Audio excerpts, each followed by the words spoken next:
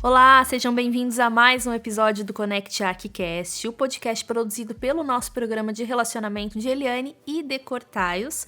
Você já sabe, pode acompanhar os episódios do Connect Arquicast pelo Spotify, Deezer e também no YouTube. E todas essas informações, quando sai episódio novo, novos conteúdos, quem são os nossos convidados, né? Lançamentos, tudo isso você fica sabendo através da plataforma connectarc.com.br e das nossas redes sociais no Instagram, nos perfis @Eliane Revestimentos e @decortaios.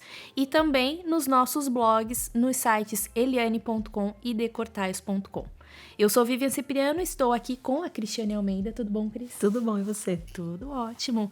E o nosso convidado de hoje é o paisagista Benedito Abud. Já são 48 anos de profissão, né? Muitos prêmios, mais de 6 mil projetos de arquitetura paisagística em escalas que vão aí desde residências, condomínios, praças, parques, bairros e até cidades inteiras no Brasil e também em outros países. Entre os projetos desenvolvidos está o da Copa do Mundo em 2014 e Olimpíadas de 2016. Várias curiosidades, muita coisa pra gente conversar com ele hoje, então bem-vindo, Benedito Abud, obrigada pela tua presença aqui com a gente. Muito obrigado a vocês, é uma delícia estar aqui para a gente conversar um pouquinho dessas tendências, né, que estão acontecendo no Brasil e também no mundo. Falando em tendência, já vou puxar um assunto aí do que a gente estava conversando antes da gravação, porque olha, se o pessoal pudesse acompanhar o que a gente já conversou, acho que já valia assim, muito mais do que um podcast de tanto conhecimento, tanta coisa que já agregou, né? Você veio recentemente aí de um evento que falou muito sobre a natureza dentro de casa. Já traz então pra gente essa tendência, o que está sendo falado aí? Então, eu tive a honra de representar o Brasil no MIPIM, que acontece lá em Cannes, na França, que mostra as grandes tendências internacionais de novas urbanizações, desde bairros, cidades, residências, né, conjuntos habitacionais de vários tipos. E essa grande tendência, né, desde 2019, um pouco antes da pandemia, que se agora acelera pós-pandemia, é trazer a natureza para dentro das cidades, mas não esquecendo de uma coisa fundamental, que é o lazer externo, né? A gente está vendo agora essa importância das pessoas saírem, respirarem, né? Tomar aquela brisa, o ar fresco, tomar sol na pele, né? A vitamina D. Isso mostra que as pessoas estão realmente muito mais conectadas com a cidade. Porque, por incrível que pareça, nos últimos 100, 150 anos, a cidade foi feita, mas pensando nas carruagens, né, nos burros, nos cavalos, depois no automóvel, e até agora a gente está aí fazendo a cidade para os veículos. Só que, recentemente, se acordou no mundo e está se pensando, puxa vida, a cidade, que é uma invenção humana, precisa ser para as pessoas e não para os veículos. E isso está muito forte. Que legal, muito bom. Esse isso, né? recentemente... Desculpa, Não, eu te cortei, mas vamos lá. não queria nem perder. Esse recentemente foi pandemia? Foi antes? Foi depois? Não, foi antes da pandemia. Por quê? Porque as cidades começaram a aumentar suas veias, que são as avenidas, as ruas, né? E começaram a ver que era impossível abrigar tantos carros. E uma das coisas mais interessantes é o que começou a minimizar os carros, né? Claro que foram os transportes públicos, coletivos, tal, mas um fator que não teria nada a ver com o urbanismo, que foram os carros de aplicativo, né? Os Ubers, etc, etc. Porque hoje as novas gerações, inclusive, né, nem pensam em tirar carta de motorista, porque bem que não tem necessidade. Então, os costumes estão mudando. Então, a cultura está mudando. E isso é fundamental e se reflete diretamente no nosso trabalho, tanto em paisagismo, quanto interiores, quanto arquitetura e urbanismo também. Muito interessante. A pergunta que eu ia fazer é assim, em relação a essa tendência, né? O que a gente percebe? Que, às vezes, a questão da cultura ou da necessidade é que puxa a arquitetura. E, às vezes, é o inverso. Às vezes, a arquitetura funciona como propulsora aí da mudança, né? E, às vezes, é a própria população que começa a demandar essa mudança e daí é um motivador. No caso dessa questão do bem-estar das pessoas, não é um pouco de cada? Um pouco da questão das pessoas começarem a ter mais consciência de que elas precisam de qualidade de ar respirável na cidade e qualidade de vida também. E, em paralelo, a arquitetura também funcionando, e aí os pensadores da arquitetura funcionando também como questionadores dessa coisa da insustentabilidade dos carros, né? E a qualidade do ar, enfim. E Sim. aí... É muito difícil, Cris, a gente determinar exatamente onde começa o processo, né? Porque, por exemplo, eu estou falando de uma coisa que está acontecendo no mundo inteiro, inclusive em países que têm climas muito rigorosos, que neva fortemente, ou então locais que são muito quentes. Então, nós estamos vendo uma tendência internacional, né? Então, começa a haver uma reação, né? As revistas começam a falar, as pessoas começam, as redes sociais começam a divulgar, as pessoas, os técnicos vão pegando esses conceitos, né, vão trabalhando esses conceitos e essa coisa começa a se, então, né, ficar internacional. Agora, por outro lado, tem a cultura, e a cultura é muito diferente, né? Por exemplo, aqui no Brasil, o manauara adora usar piscina à noite. Então, quando eu desenho uma piscina, eu tenho que pensar na iluminação, né? O pessoal de Curitiba, por exemplo, prefere muito mais piscinas internas, porque lá é muito frio. E as piscinas externas, elas têm muito mais o papel de serem instagramáveis do que em ter um uso muito efetivo. Muito mais decorativas, muito mais... Essa palavra decorativa é um pouco perigosa, mas assim, hoje essa questão do decorativo acho que alcançou um outro status, né, que é o próprio status. Quer dizer, eu moro num lugar que eu adoro e também, por quê? Porque eu tenho uma coisa que talvez você não tenha. Isso que eu ia Isso falar. é bacana Mais do que ter, é mostrar, né? Ter uma piscina para ter status. Na verdade, eu vou ter uma piscina externa, eu não vou nem tanto utilizá-la, porque é muito frio, mas por uma questão de status, por uma questão de poder ter uma piscina linda, instagramável, as pessoas querem uma piscina externa. Perfeito. Eu não vejo também status com aquele sentido pejorativo que tinha. O status, pelo contrário, é um orgulho. Eu me orgulho de morar num lugar bacana e me sinto realmente muito importante quando eu te convido, você como uma amiga, você como uma parente, você como uma vizinha, sei lá o quê, que possa vir na minha casa e você também ficar encantada. Sim, tá esse status como a representatividade do sucesso. Não necessariamente uma coisa negativa, mas uma coisa assim, do reflexo, né, do sucesso daquela pessoa, do que ela construiu, né? Então, assim, esse status como o acompanhamento daquilo que você lutou e que você batalhou para conquistar. Eu acho isso bem interessante. Sim. Essa mudança da visão do instagramável, do status, do sucesso, né? Ali da questão da decoração da casa, não só da casa, do condomínio também agora, né? E de outros, enfim, da empresa, do corporativo, do hospital. Então, a gente vê que tem um olhar muito mais atento para esse tipo de situação, não só a função do edifício, né, ali de morar, ou de tratar um paciente, mas a questão também do bem-estar, né, de se sentir bem, de estar num lugar bonito, acolhedor e que tem essa representatividade também. Né, e que tem a ver com os donos. Então, e o status, ele passa por uma questão fundamental que é o encantamento. Tá certo? Então, quando eu mostro um projeto, quer seja para um cliente particular de uma residência, quer seja para um empreendedor, né, de uma incorporação, quer seja para um prefeito que eu estou fazendo uma praça ou um parque para a cidade, o que eu tenho que passar para ele? Uma sensação que isso vai encantar o usuário. Tá certo? Então, se for uma casa que vai encantar os amigos, os parentes que vão frequentar, se for um empreendimento que vai encantar os compradores, se for um prefeito que está também em busca de novos votos, ele também precisa encantar a população. Então, isso não é uma coisa ruim, esse encantamento, não é uma enganação, mas é você entender. Para você entender aquilo que encanta, você precisa entender a cultura. Com certeza. Né? Como eu estava falando, o manauara usa piscina à noite. Lá na região de Minas e de Brasília, o pessoal joga muito peteca. Agora, se você pegar peteca e jogar no sul, eles falam, não, cadê a minha quadra de paddle? Por favor, Beach né? Aí, se você pegar a quadra de pedra ou jogar para o Nordeste, eles vão falar, mas cadê meu beach tênis? É isso. E o beach tênis passou a ser agora um esporte nacional. É verdade, eu tenho visto muito aqui em São Paulo também, beach Tudo, tênis. no Brasil inteiro o beach tênis é... E olha que interessante, o beach tênis. E de repente eu não fazia mais playgrounds com areia.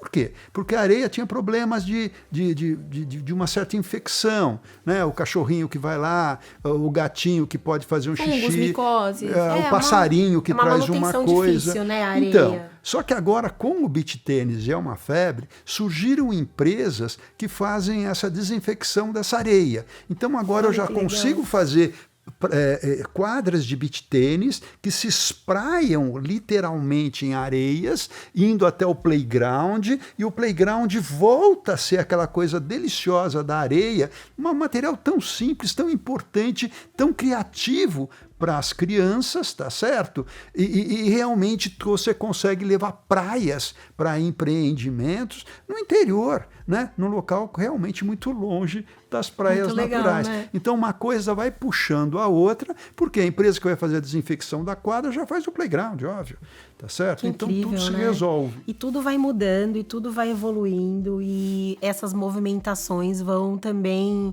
possibilitando aos paisagistas trazerem novas ideias, lançar novos materiais, às vezes relançar materiais antigos.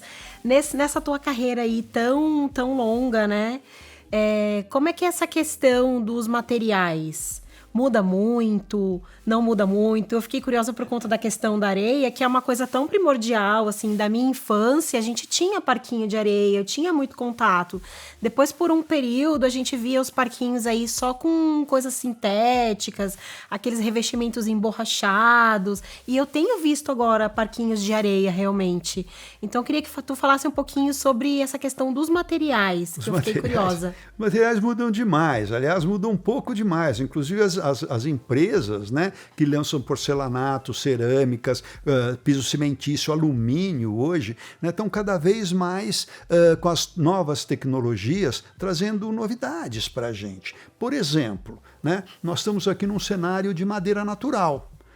Tá? Só que madeira natural é uma raridade, vai ficar cada vez mais raro. Com certeza. Claro que você vai ter que plantar florestas para que elas sejam né, certificadas, madeiras certificadas. A gente sabe que essa questão da certificação é um pouco complicada, tal, mas você tem hoje materiais sintéticos, né, como porcelanatos, como pisos vinílicos, como alumínio, como pisos, materiais cimentícios, que lembram tão bem a madeira e com uma manutenção tão mais tranquila, tá certo? Que a gente deixou de ter aquele preconceito que, nossa, eu não vou usar um material fake, eu preciso usar um material real. Só que, por exemplo, eu que faço muito decks em piscinas, né? E a madeira tem essa coisa do aconchego, né? Tem essa coisa da natureza que é muito importante, porque a natureza nós viemos dela, né?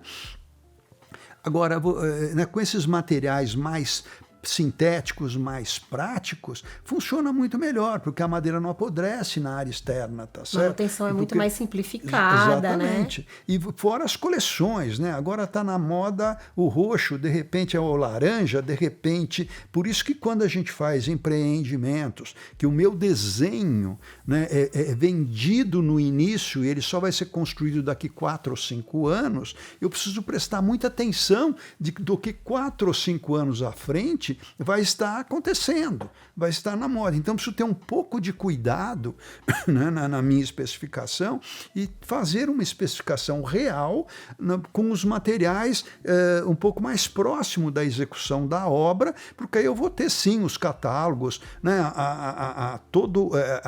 as amostras dos materiais disponíveis no mercado. E eu preciso estar por dentro disso. Né? E é muito gostoso, isso é muito instigante em termos de criação, porque você vai criando tá certo?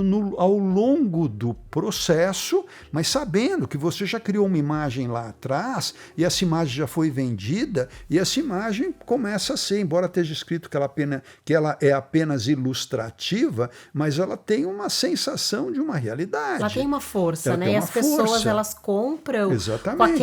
com aquele imaginário que foi construído ali no projeto. Então, elas Exatamente. querem receber de acordo com o que elas entenderam, né? Então, tem essas questões também Essas de questões. se ater às imagens. Por isso que o projeto hoje, ele não pode ser apenas um corpo, né? O que é um corpo? Eu faço uma piscina, um playground, uma quadra, né? Porque o paisagismo não é só vegetação, é todo esse lazer, né? E o esporte agora ele está muito forte, principalmente depois da pandemia. As pessoas querem viver, sabe, na natureza, querem estar fazendo mais esporte, querem viver mais, né? Porque tiveram, infelizmente, a pandemia foi muito triste, né? E todo mundo perdeu pessoas muito queridas, muito próximas. Verdade. Então essa sensação de querer viver está muito na pauta hoje em dia. E essas questões naturais estão realmente sendo muito importantes. Benê, como que funciona a questão do espaço? Porque o espaço ele tá um pouco menor, assim. Os condomínios Isso. não são tão grandes Isso. atualmente como os condomínios antigos. Versus essas questões de ter que ter quadra de beach tênis, piscina, enfim. Como que funciona essa questão do espaço versus as demandas? Então, por isso que a gente diz, né, que paisagismo está uma profissão do futuro, ou uma profissão da hora, né?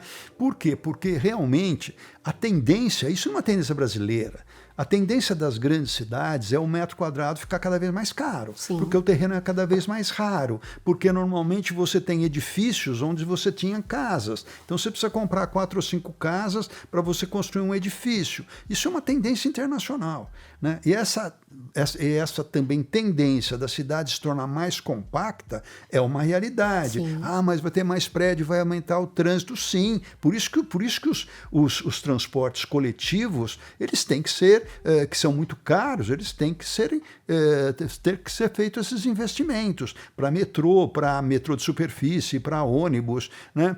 Tem vários tipos hoje de transportes coletivos que são muito mais eficientes do que aquele carro gigantesco que leva 1 ou 2 pessoas, tá certo? Mas eu só queria completar o que eu estava falando antes, que o projeto tem um corpo, mas hoje é fundamental que além do corpo ele tenha uma alma. Tá Olha certo? que legal. E o que é uma alma? A alma não envelhece. A alma é uma história para você contar. Então, por exemplo, hoje eu termino de fazer um projeto, isso quem me ensinou foi Oscar Niemeyer, tá? O nosso grande mestre. Eu termino de fazer um projeto, né? Eu e minha equipe, eu não faço meus projetos sozinhos. O que acontece? Eu redijo algumas frases, né? E a Vivian, que é jornalista, ela sabe muito bem como é que funciona isso. Eu tô, inclusive... Eu sei que a Cris já tá rindo aqui de mim, porque eu costumo tomar notas de coisas que eu acho interessante. Então, vocês me pegaram bem no flagra tomando nota aqui da história da alma. Aqui, né? Muito legal, então, né? E a alma, então é o seguinte, se eu termino o projeto, eu preciso escrever. Se eu não tenho o que escrever, o projeto tá ruim. Eu preciso começar de novo. Que legal. Porque ele precisa expressar alguma coisa. Não, mas Abud, o projeto é uma sucessão de coisas. Não. O projeto ele tem que ter uma personalidade, ele tem que ter um Ele DNA. é só uma materialização de alguma coisa que nasceu Exatamente. aqui dentro. Exatamente. E o projeto com alma, ele perpetua como um empreendimento mais forte, tá certo? Um empreendimento mais completo. Então, a gente fica buscando, inclusive para facilitar o pessoal de marketing, para que a gente converse e para que realmente cada empreendimento seja único e cada pessoa se encante com aquele empreendimento, porque ele realmente é único, tem uma personalidade. Vocês falaram bastante aí de pandemia e das transformações. Como é que isso impactou na prática, no seu trabalho mesmo? Eu acredito que muito, né? Então, graças a Deus, no nosso caso, a gente estava bastante preparado já, com várias ferramentas que a gente tinha, né, nos computadores, tal. Isso a gente estava muito bem organizado. Tanto que aconteceu no dia 12 de março de 2020, no dia 13, na segunda-feira, já estava todo mundo em casa, trabalhando, a gente realmente não perdeu muito tempo. E para mim foi muito bom, porque há muito tempo também eu já fazia minhas apresentações de projetos, não mais em papel, né? Isso eu já tinha deixado de fazer muito, né, realmente bastante tempo. Por quê? Eu trabalho muito para empreendedores. E quando a gente tem empreendedores, nunca vai uma pessoa só numa reunião. Geralmente, inclusive, porque às vezes tem terrenos, tem empreendimentos que são várias empreendedoras, tá certo? De lugares diferentes, às vezes, Inclusive, cidades diferentes, estados diferentes, às vezes países diferentes. Sim, sim. Então, o que acontece? É muito mais fácil fazer uma apresentação em PowerPoint, ou seja, com slides, com vídeos, né, que fica muito mais interessante, né? Eu fazer imagens, fazer... Enfim, a gente tem várias ferramentas para trabalhar isso. Então, quando eu mostro um projeto, eu já tenho que passar um certo encantamento, porque muitas vezes tem 20, 30 pessoas ali assistindo, né? E essas pessoas também querem mostrar o seu serviço, querem dar opiniões e tal. Então, é muito importante você ter esse jogo de cintura de entender todos esses processos para você chegar num resultado que agregue, porque eu sempre trabalho com outros arquitetos e sempre trabalho com outros profissionais de interiores, né? Fora calculista, fora pessoal de elétrica, de hidráulica, que são mais técnicos, que não opinam muito nessa parte estética e funcional, né? Porque hoje o estético, ele não é mais uma bobagem, Claro, porque o estético é que é instagramável, é o estético que faz você ter esse orgulho de ser diferente. Então, hoje o estético, ele parou de ser uma coisa bobinha, né, uma maquiagem, para ser uma coisa estrutural, né, para ajudar no seu DNA. Faz parte da equação hoje do projeto. Sem dúvida. Essa questão estética. Não, beleza importa, né? Com certeza. Beleza importa, beleza porque beleza traz dignidade, principalmente para as pessoas mais humildes, né? Eu tive a oportunidade, eu trabalho muito para o alto padrão, muito, principalmente nos últimos tempos, né, quando, veja bem, as pessoas mais humildes ficaram com um pouco menos de condição de compra. Então, a gente navega conforme as ondas, Sim. Tá certo? Mas eu já trabalhei muito em projetos de Singapura. Para quem não sabe, Singapura era projeto para ex-favelados, tá certo? Já trabalhei em Manaus em projeto junto ao chama Projeto Prosamin, que também são das pessoas que moravam em alagados. Trabalhei, enfim, para o CDHU, que são pessoas de 0 a 3 salários mínimos. E eu gosto muito de trabalhar para essas pessoas mais humildes, porque aí você tem que trabalhar no básico, né? Você não pode especificar um granito maravilhoso, que você já sabe que vai ficar lindo. Você tem que fazer um projeto com material muito simples, muito barato e tem que ficar lindo. Tem que fazer mais com menos. Exatamente. Né? E isso resolver a dor também. Claro, é maravilhoso. Tá certo? Porque senão eu viro aquele médico que eu só consigo te consultar se você tiver aí uma radiografia 3D com uma ultrassonografia, né, com uma tomografia computadorizada. Não, eu quero ser aquele médico que trabalha com estetoscópio e vai lá e descobre, porque isso é fundamental. Né? Isso é fundamental, porque você falou em mudanças, né? Vocês falaram nisso. E se eu continuar me repetindo, eu morro. Porque a sociedade muda muito. Então, eu preciso estar sempre acompanhando até um pouco à frente. Por isso que eu participo dessas exposições internacionais, dessas reuniões nacionais. A gente acabou de voltar da ASBE agora, que também foi um evento muito importante, né, dos escritórios de arquitetura, discutindo essa questão, né, do presencial ou do online. Então, hoje nós estamos trabalhando online, ou seja, em casa, nos reunimos uma vez por semana. Mas Abud, você vai ter ali menos produtividade. Eu não sei, porque as pessoas estão mais felizes. E as pessoas felizes trabalham muito melhor do que uma pessoa emburrada que ficou 3 horas no trânsito para chegar na sua mesa de trabalho. Né? Com certeza. Então eu tenho, no meu escritório, eu tenho uma estação de trabalho para cada pessoa e cada pessoa também tem uma estação na sua casa. Né? E a gente trabalha conforme um dia por semana a gente se reúne, ou então a pessoa vai quem quer no escritório, quem prefere trabalhar no escritório. E as pessoas felizes trabalham mais assertivamente? Sem dúvida. Produzem melhor. Produzem mais qualidade. Mais qualidade. Eu trabalho com muitas mulheres, e as mulheres preferem muitas vezes ficar com seus filhos, tá certo? Em casa, né? E não tem que pegar 2 horas, sei lá, de trânsito, que em São Paulo é quase que comum, né? Você perder muito tempo no trânsito. Então tudo bem que você desvia muitas vezes do assunto, mas depois compensa. E eu acho muito importante as pessoas estarem trabalhando com mais prazer. E realmente isso reflete muito na qualidade. E essa questão do home office trouxe também essa questão da vegetação para dentro de casa. Assim, a vegetação, não apenas... Essa história de trazer a natureza para dentro das cidades que eu estou falando, sim, é nas ruas, nas praças, hoje as novas urbanizações... Todas as novas urbanizações que eu vi, né, desde Nova Cairo, a Nova Londres, a Nova Paris, eu estou falando de megas cidades, né, que são planejadas, e engraçado, elas são planejadas não com planejamento redigido como é no Brasil. Olha como faz diferença essa expressão da redação ou a expressão do desenho, né? Geralmente, esses planos diretores das cidades que eu citei viram maquetes que vão se aumentando, vão criando, vão crescendo. E para você fazer uma maquete, você precisa ter um desenho. Não só um desenho bidimensional, como um desenho tridimensional. Então você precisa trabalhar isso, né? Ainda tem que ter uma real compreensão do que está acontecendo. Do que vai acontecer. Porque o papel aceita muito mais do que a maquete, né? Sim. E outra coisa, a redação de uma lei, ela precisa ser um pouco mais abrangente. Ela não pode falar, naquela esquina vai ter um poste junto a uma guia. Se ela puder descrever isso já é um desenho. Ela já está descrevendo um desenho.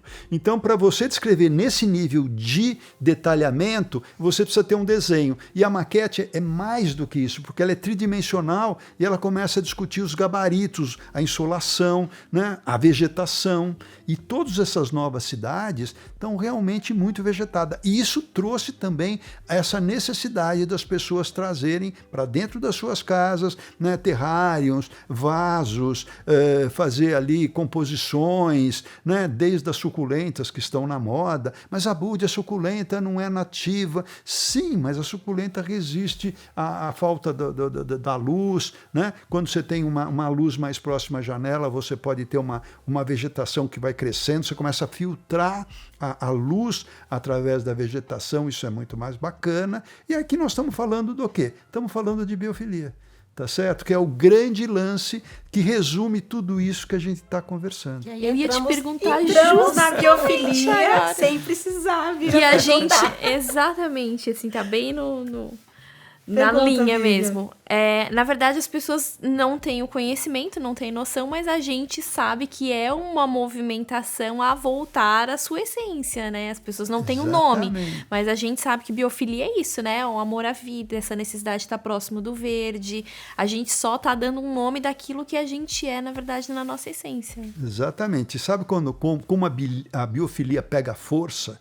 Na minha opinião, foi através do Healing Garden, que são jardins de curas, né? Então se provou nos hospitais que as pessoas que ficavam dentro dos quartos, elas melhoravam menos, né? ou menos rapidamente do que as pessoas que saíam, tomavam a brisa, respiravam, viam passarinho, viam peixes nadando. Inclusive eu cheguei a fazer alguns hospitais levando essas coisas, tá certo? Você fala, não, mas o doente não pode sair. Mas muitas vezes não pode mesmo. Só que você tem aquela pessoa da família que está super chateada, porque ela pode perder um parente querido, tal. E também essa pessoa, né, que não é doente, mas ela está sofrendo junto, para ela é importante também ver um passarinho, ver alguma coisa, né, que remete a um ser superior, a Deus, sei lá, põe o nome que quiser nisso, tá certo? Mas você ter essa força da natureza na recomposição, sabe, da sua melhora. É a parte psicológica da coisa, né? Porque tem a parte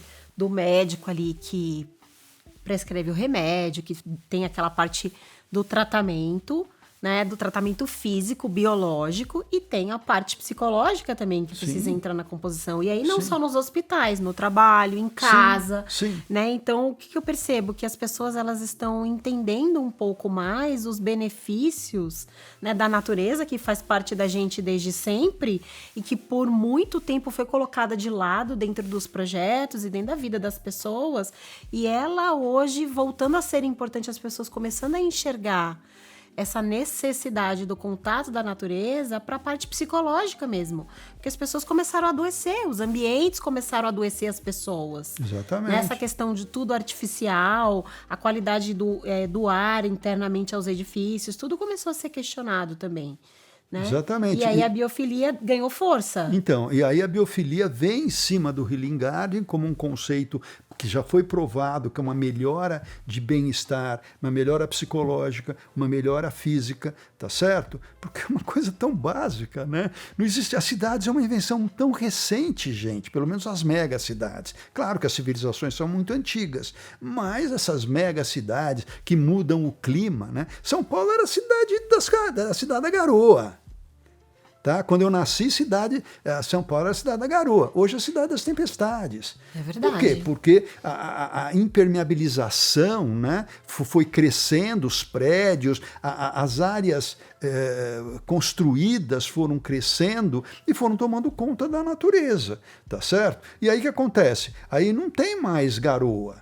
Aí você tem inversão térmica, você tem as ilhas de calor, né, aquelas bolhas que se formam, você tem todo esse problema que começa a ter um clima mais de deserto. Né? Por que o clima de deserto ele é durante o dia 39, 40 graus e de noite ele chega a 5, às vezes até 0? Por que essa variação tão brusca? Porque você não tem a evapotranspiração das plantas. Mas a Budi está sendo muito romântico. Não, eu estou sendo técnico. Verdade. Tá certo? Então o deserto acontece, esse clima muito... Isso não faz bem para a saúde, isso está provado. Sabe? De dia 40 graus, de noite 5 graus, sabe? Não há organismo que aguente. Então...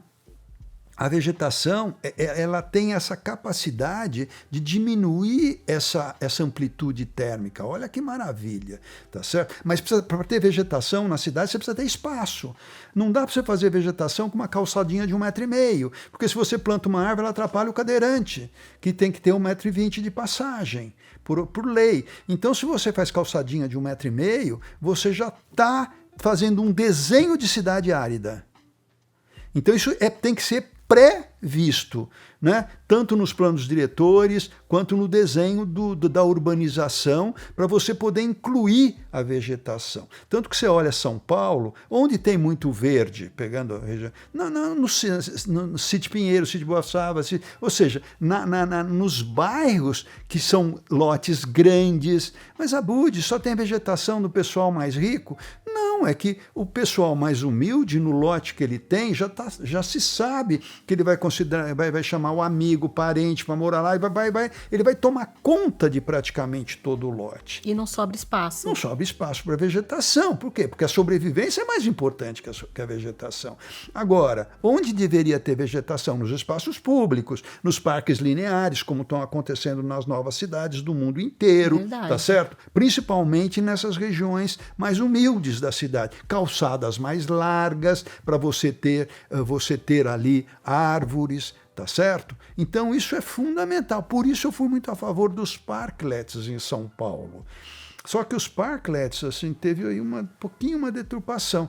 Hoje os parklets são colocados em frente a restaurantes, tá certo? Mas a ideia que a gente queria é que os bancos ou algum patrocinador pudesse patrocinar esses parklets nas favelas, para que as crianças tivessem ali um lugar para ficar, para conversar, porque hoje, infelizmente, nessas urbanizações mais humildes, vamos chamar assim, como não se pensa em área livre, ou se pensa muito pouco nisso, o grande lance do lazer é no bar, que na minha opinião é o pior lugar para você fazer lazer, tá certo? Não sou contra os bares, mas quando a única opção é o bar, isso é triste. Precisa ter diversidade, né? Precisa ter oferta de bastante coisa.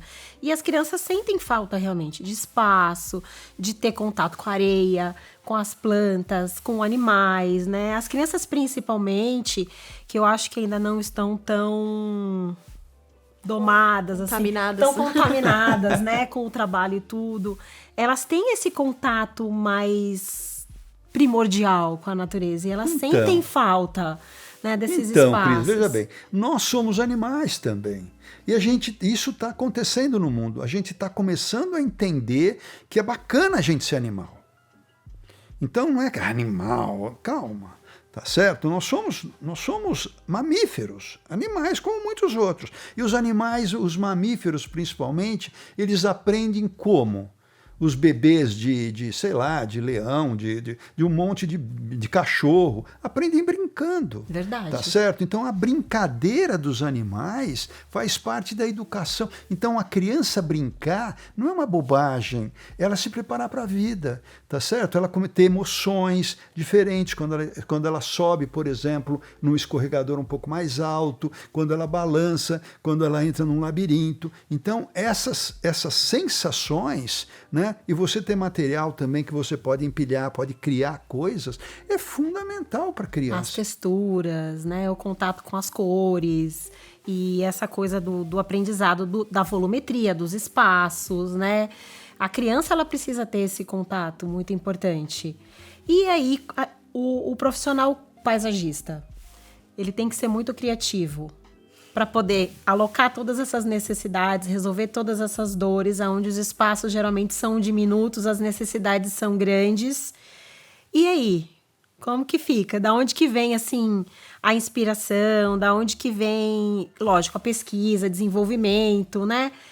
E a gente sempre faz essa pergunta, né? De quais fontes Meu Deus, eu tava aqui pensando, o paisagismo é, pelo que a gente tá entendendo, muito além de vegetação. Muito além. Eu acho que é um estudo de comportamento de sociedade, é uma leitura de pessoas, de transformações da sociedade de forma geral.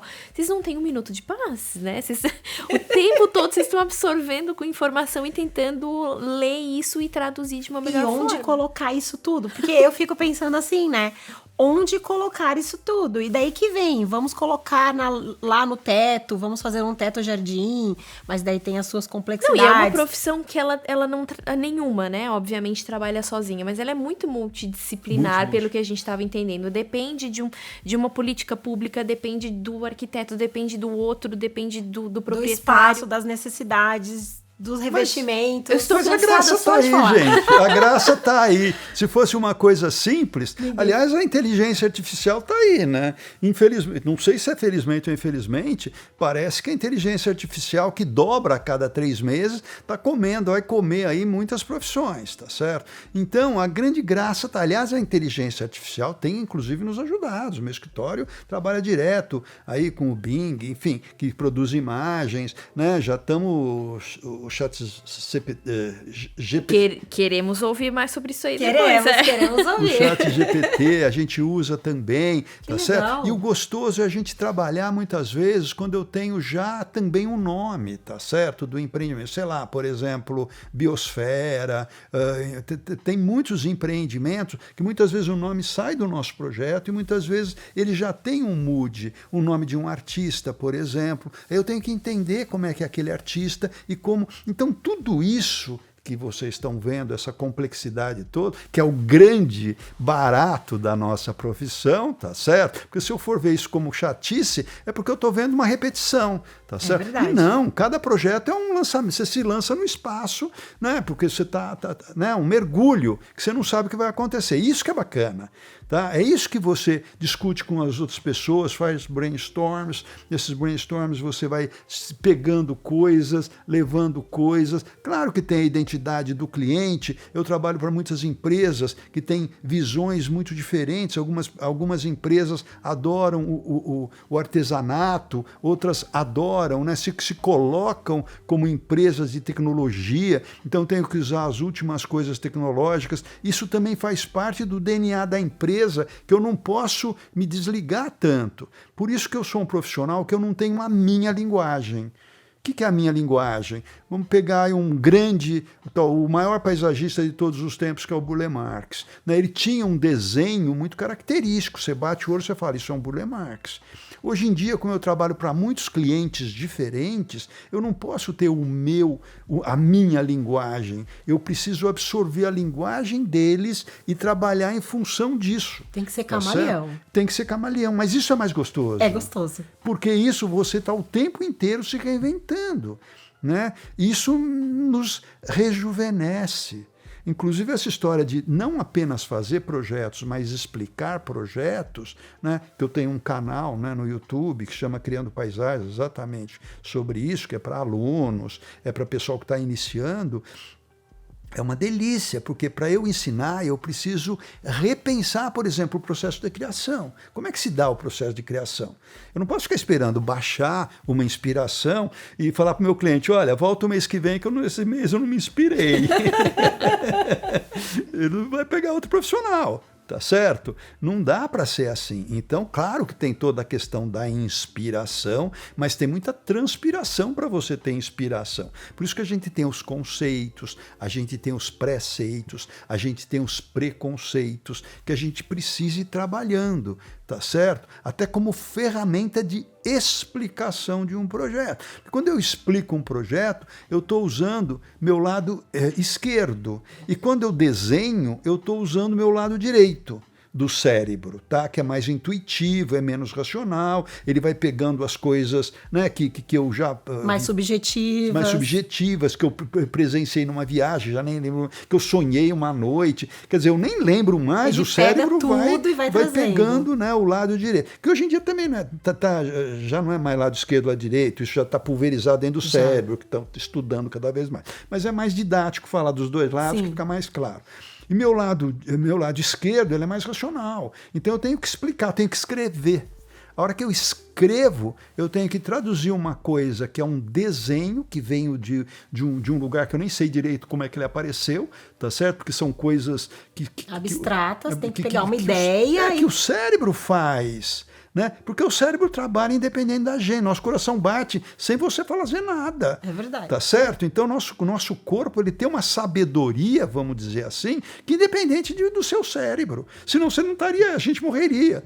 Tá certo? Se eu fosse depender de eu ficar lembrando o meu coração para bater, não daria certo. Tá? Então minha digestão, ela faz independente da minha. A gente está aqui conversando e tudo está acontecendo. Está acontecendo. E assim, e o nosso cérebro é maravilhoso, ele faz tudo isso. Então vamos deixá-lo fazer. E ao mesmo tempo ele é criativo ainda. Criativo, maravilhoso. Então é muito, por isso que é importante a criança ser criativa desde o começo, porque toda criança é criativa. Né? Os pais, a sociedade que vai podando, e a criança vai, né, entrando numa caixinha. Uma caixinha, entrando numa caixinha. É horrível e isso. Como é importante o trabalho do paisagista no projeto das escolas? Então, na escola também é muito importante, porque a escola, você está trabalhando ali com pedagogos, tá? Você tem condição de trabalhar, por exemplo, uma coisa que eu adoro fazer nos meus trabalhos, falando de vegetação agora, é enaltecer os sentidos humanos. Né? Então, eu procuro trabalhar com texturas, com florações. Mas a Búdio IP só floresce 15 dias por ano. Maravilhoso, depois não floresce mais. E vamos curtir esses 15 dias. Tá tudo certo. Tá tudo certo. Eu não invento o IP. Eu não tenho esse poder de criação, eu preciso entender como é que é o IP e usar o IP como ele me dá. É verdade. E olha que maravilha, quantos IPs nós temos. Tá certo? O Japão só tem uma cerejeira e vem gente do mundo inteiro ver as cerejeiras do Japão. Nós temos os IPs maravilhosos, nós temos mais de 500 espécies de IPs. Nós temos muitas plantas que florescem em datas diferentes. Nós temos as cássias, as quaresmeiras, temos milhões de plantas fantásticas. E frutíferas, né? Frutíferas, a jabuticaba, que é uma planta que dá uma fruta que dá no caule. Olha que coisa estranha, dá na sombra. Todas as frutas florescem olhando para o sol, tá certo? Para sintetizar o açúcar. A jabuticabeira não, ela dá dentro, né? Olha que coisa louca. Aí você pega aquela coisa, morde, aí fica aquele olho te olhando, né? Se assusta um pouco. E os estrangeiros adoram. E a gente não dá muita pelota, porque é mais uma jabuticabeira. Tem uma jabutiqueira no meu jabuticabeira no meu condomínio. Sim. E meu filho é enlouquecido com ela. E esses dias a síndica foi me chamar, porque ele tava, subindo nas árvores. E, não pode e tal. E eu falei assim, mas como que para subir. A árvore é feita para subir. Daí ele estava subindo e tem tangerina, e daí ele colhe as tangerinas, e daí ele come. Então, é super rico e ele adora. Na escola dele também tem. E você está falando do paladar. Sim. Então nós falamos da visão, falamos do paladar. Você tem os aromas que são fantásticos, tem planta que floresce. Ali, das próprias folhas também, né? Sim, inclusive você amar. Aliás, eu caminho muito, né? Eu adoro amassar folha. Amassar a folhinha. A folha da pitanga tem um cheiro delicioso. E a casca da tangerina. Pois o limão, a folha também. do limão. Eu tenho manjericão na minha casa. Mexe, ele já exala. Então, os aromas são fantásticos, né? A audição, né? Você põe uma jabuticabeira, vem uns passarinhos que cantam. Olha ou então tem uma aguinha que faz aquele murmúrio delicioso. Vento nas folhas, né? Aí você anda debaixo das sombras, né? Você tem o frescor, de repente está no sol, de repente está na sombra. Isso tudo é o nosso tato. Então você trabalhar com os 5 sentidos. Você vê, a pintura é praticamente um sentido. Você só vê a pintura através da visão, tá certo? A escultura você vê através da visão, mas você tem o tato também, né? Mas o paisagismo tem os 5 sentidos. Olha que maravilha. E muita gente não usa, joga fora isso. É uma ferramenta incrível, incrível, e não tem custo. Né? Olha que maravilha, você fazer uma coisa que é fantástica e não tem custo. Mas a Búzios, ninguém tem tempo de ficar cheirando folha. Para! É por isso que tá todo mundo estressado, porque se cheirasse uma folha... E ficando doentes, né? As pessoas ficando doentes. Exatamente, mas as novas gerações estão mudando. Então. Eles estão fazendo isso, eles estão sentindo mais. As novas gerações, que eu acho isso maravilhoso, estão, né, deixando do ter e indo mais para o valor do ser. E o ser é isso. O ser é você, né, usar aquilo que você tem, as ferramentas que você tem maravilhosas, né, perceber o prazer do dia a dia, né, o prazer de tomar um bom banho, o prazer de ter uma noite de sono. Ai, mas eu não tenho o que agradecer. Para! Claro, você está vivo. Começar a desfrutar um pouco mais, né? Exatamente, sabe? Um sol maravilhoso. Você tá vivo. Agradece por estar vivo. Isso é maravilhoso. Mas as novas gerações estão ensinando, assim como ensinam computação para o vovô, eles estão ensinando como viver melhor para as gerações mais antigas. A gente não tem dimensão do tanto que isso impacta na nossa saúde mental. Olha o tanto que a gente já falou aqui, né? Que se a gente colocasse em prática, tornaria a nossa vida melhor, mais tranquila. Tô me lembrando de um estudo que eu ouvi falar recentemente, que foi feito com pessoas que vivem em ambientes urbanos, pessoas que vivem em ambientes próximos da natureza, né? Que, obviamente, aquele grupo que estava próximo da natureza estava vivendo com uma saúde física e mental muito melhor. Mas fizeram um estudo dentro desse grupo selecionado que vive próximo da natureza, foi feito um estudo com pessoas que faziam que, se eu não me engano, eles chamam de passarinho. Posso estar, né, cometendo um erro. Mas são pessoas que praticam a observação dos pássaros. Este grupo, dentro do grupo que vive na natureza, era ainda mais saudável. Eu me lembrei muito porque você falou, observe os pássaros. Tá na natureza o segredo, a gente não tá prestando atenção. É lindo, né? Outro dia foi um repórter lá na minha chácara, assim, nossa, tem taturana, né? Ali, você não tem medo? Eu falei, nossa, taturana vai virar borboletas, porque essas pequenininhas, elas já são taturana agora, porque daqui a pouco vão estar minhas cássias floridas, e quando as cássias amarelas estiverem floridas, elas viram borboletas amarelas. Para quê? Para elas irem nas flores amarelas e os beija-flores dos pássaros não as comerem, tá certo? Então, olha como a natureza se integra toda junta e faz uma coisa fantástica que muitas vezes a gente passa por cima, né? A gente fica ranzinza, fica chato, fica reclamando da vida. Tem um monte de coisa para reclamar. Agora é uma escolha da gente. Você pode reclamar ou você pode agradecer, ou pode ver as coisas boas, tá certo? É o foco, então, é o olhar. Diferente para a mesma coisa. Claro. Tem alguém que vai olhar e vai reclamar e tem alguém que vai olhar e vai achar incrível, né, e vai agradecer. Então, também tem a questão... Até de uma outra conversa que a gente teve aqui há um tempo atrás com a Michelle, falando do desacelera, e ela falando de ligar o botão da consciência. Eu super me lembrei disso, dessa questão de estar consciente ao que está ao seu redor, né? E não viver a vida no automático, mas realmente estar ali presente no momento. E eu acho que o paisagismo, ele nos ajuda a alcançar isso. É uma ferramenta muito importante, né? Porque... querendo ou não, você passa por um ipê florido e chama a sua atenção. E você para olhar ali as flores, né? Porque é incrível e fala conosco como seres humanos. Então, assim, é uma função muito importante. Você sabe, Cris, que um dos grandes desafios que a gente tem é assim, não deixar que nossos projetos de paisagem virem paisagem. Eu estou falando uma coisa meio estranha. Que hoje em dia tem uma frase que diz assim, aquilo virou paisagem, quer dizer, aquilo está no automático, eu já nem enxergo mais. É o meu caminho que eu passo todo dia, eu já não enxergo mais. Estático, virou né? paisagem. Eu detesto essa frase, porque todo o meu esforço é fazer com que essa paisagem floresça, essa paisagem, ou seja, ela mude, ela se transforme o tempo inteiro para ela não virar paisagem nesse sentido, tá certo? De você passar e nem notar mais. É muito importante isso, sabe? Você está num carro que você anda todo dia, de repente você percebe uma coisa aqui, uma folha ali, você começa a vivenciar o momento. Porque nós só podemos vivenciar o momento. Tá? O passado é passado, o futuro não chegou e nós estamos no presente. Então, vivenciar o presente, tirando ali o prazer dessas coisas todas, né? E a natureza tem muito para nos dar prazer, pelo menos para mim. Nossa, isso com os meus netos é uma delícia. Eu moro numa chácara que tem pássaros, que tem macaco, tem coati, tem lagartos, e eles adoram isso, tá certo? Então é muito importante a criança aprender que não precisa ter medo, mas também não precisa chegar lá e pegar o bicho, tá certo? Mas ter um respeito, sabe? Respeitar a floração que vai acontecer, aguardar que é o inverno, né? Que a gente vai sentar do lado da lareira e fazer o pãozinho de caçador, que faz o pãozinho, eles ficam ali mexendo. Ô, Benê, isso comendo. Que você falou, para mim é muito importante, essa questão do aguardar. Porque o que eu enxergo? A gente falou da nova geração que está nos ensinando aí algumas coisas e, por outro lado, eles também não têm muita paciência. É aquela cultura do instantâneo. Isso. Do apertei um botão e está tudo pronto. Não ter paciência de esperar.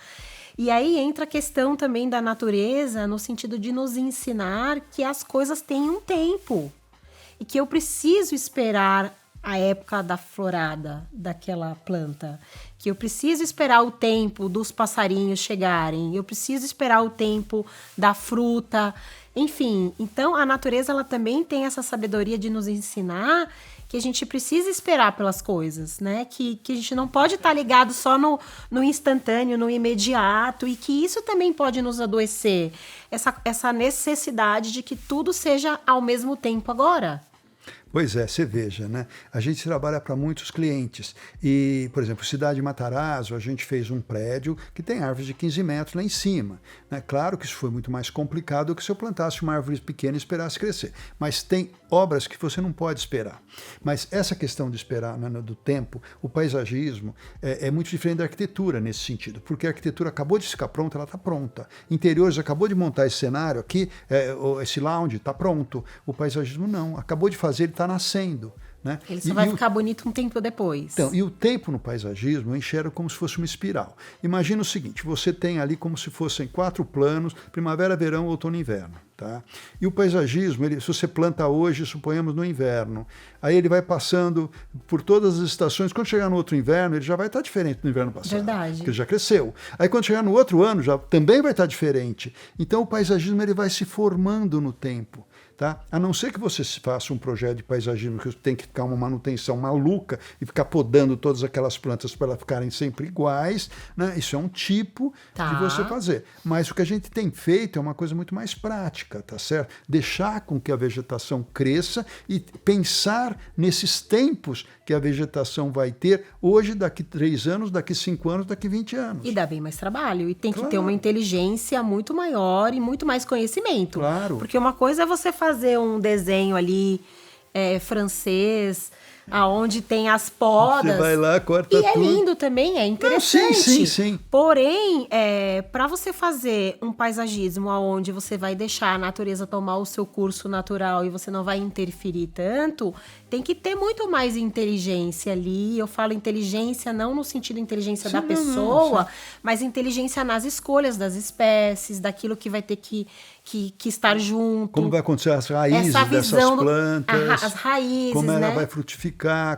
quando ela Que cor vai vai acontecer. ficar em determinada época, se vai ficar bonito ou não. Então, Mas isso é a grande graça, né? Porque, inclusive, tem árvores, por exemplo, que florescem em São Paulo e vai florescer depois em Campinas, que é do lado, porque nós estamos em climas completamente diferentes, embora nós estejamos a 80 quilômetros de distância, tá certo? Então, você também trabalha um pouco com o imponderado, né? Que é essa surpresa. Então, às vezes, o paisagismo te surpreende para o bem ou para o mal, tá certo? Mas isso também faz parte da graça. Faz parte também.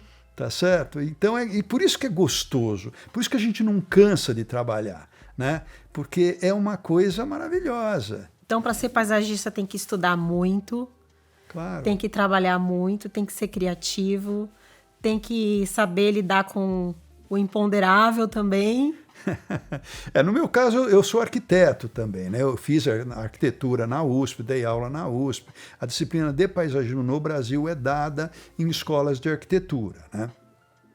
Pelo menos tem aí um semestre, depende da faculdade.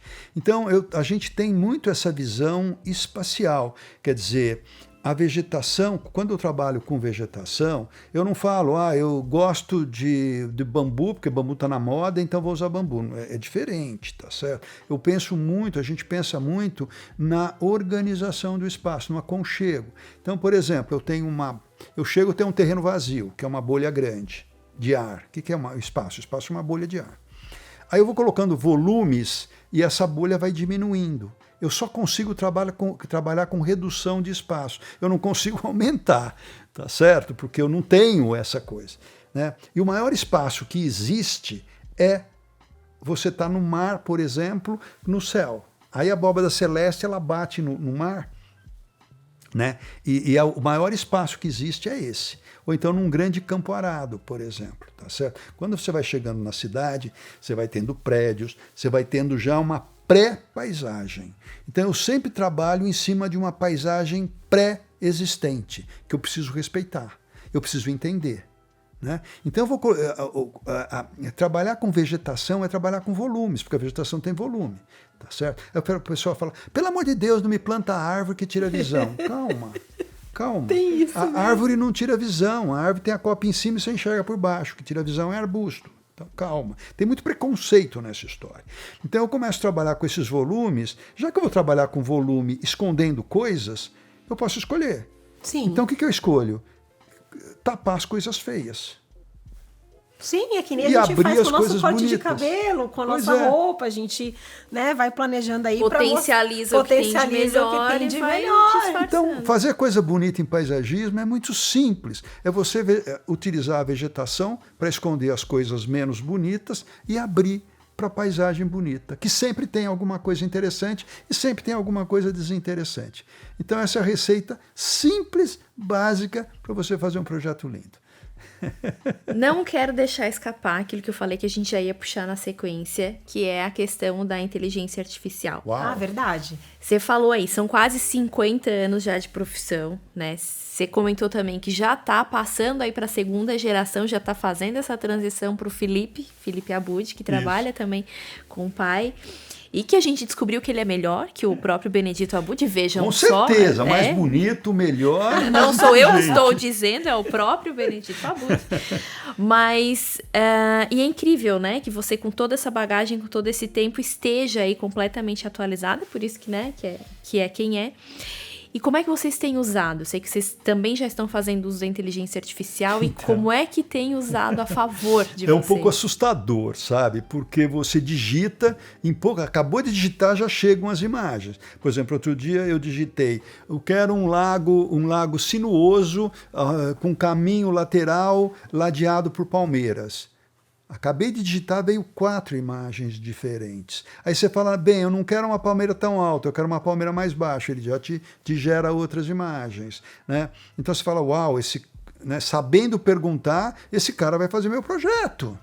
Esse cara não, essa máquina, tá certo? Mas também calma, Olha tá? o X da questão. Sabendo perguntar. Exatamente. Então, assim, a primeira coisa é saber perguntar. Tá certo? A segunda coisa é entender que aquilo é uma ferramenta, por enquanto, inclusive está nos ajudando muito essa ferramenta. Agora, se você me perguntar, e daqui 30 anos? Eu não sei, porque parece que a inteligência artificial, a cada 3 meses, ela dobra. Então, logo a coisa... Nós estamos engatinhando, hein? Nós estamos no comecinho dessa história. No começo, ainda nós estamos deslumbrados com a rapidez com que ela cria textos, com que ela nos cria imagem, né? Hoje, para interiores, por exemplo, você tem sites que você pede um mobiliário moderno, ela te cria. Você pede, muda a cor, ela te muda. Coloca uma sala lá e você fala, eu quero a opção de sala com estilo tal, ele faz. Sim. Agora eu quero mudar o estilo, faz. Eu quero com cores assim, faz também. Pois é, e é muito rápido. E não cansa. Não, e não cansa. Então, é meio, por um lado é deslumbrante, por outro lado é assustador.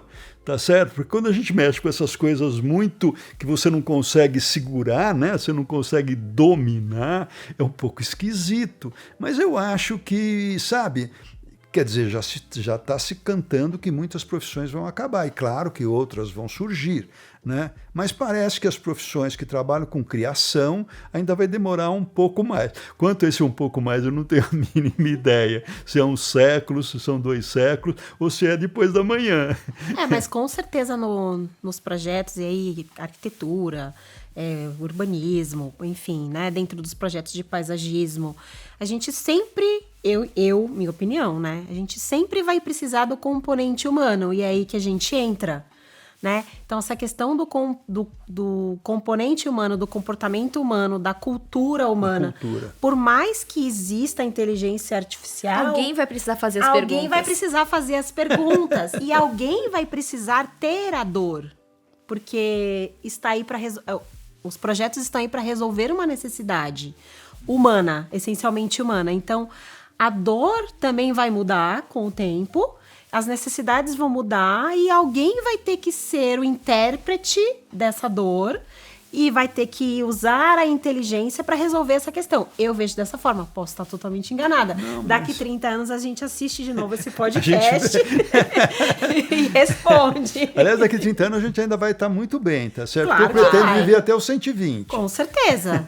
A tendência é daqui 10 anos a expectativa de vida ser muito maior e assim sucessivamente. Então daqui 30 anos a gente assiste de novo. Claro. E a gente vê quem tá... gente conversa, se a gente estava meio certo, meio errado, né? Talvez seja uma TV ou então umas redes sociais em 3D, não sei como é que vai ser. Acho que vai ser bem diferente. Vai ser, com certeza não vai ser nesse formato. Não sei se eu estou com expectativa ou com medo.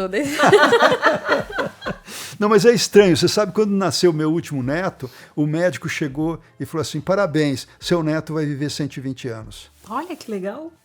Eu levei um susto e é verdade. Verdade. É verdade. É verdade. Tá certo? Então a gente precisa se acostumar com essa realidade que a gente está preparado para isso? Acho que não. Vive próximo do verde, que vai 130. É isso aí vai viver muito bem, né? É isso aí. Infelizmente, né? Estamos dando no nosso horário. Passou rapidinho, como toda a conversa. Voou, né? Muito boa. Essa voou também.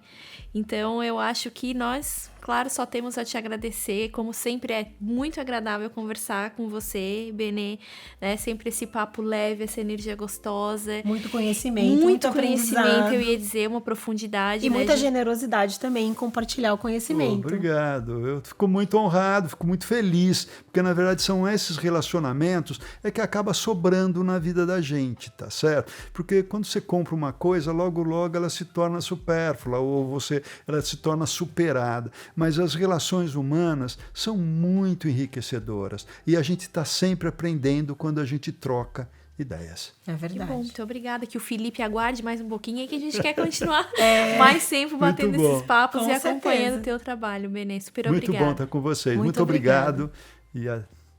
Muito obrigado mesmo de estar aqui com vocês. A gente que agradece. Obrigada, Cris, mais uma vez pela companhia. Obrigada a todos vocês que estiveram com a gente até agora, nos fazendo companhia nesse podcast, nesse videocast também com o Benedito Abud, paisagista que esteve aqui com a gente. Para nos acompanhar, você já sabe, pode assistir esse podcast, né? Como eu falei, videocast através do YouTube, pode nos ouvir também no Spotify, Deezer, pode acompanhar as nossas novidades no conectarc.com.br e também nos perfis das marcas @Eliane Ribeiro Investimentos e @decortais, e nos sites, tem novidade também toda semana nos blogs eliane.com e decortais.com. Obrigada mais uma vez, até o próximo. Tchau, tchau.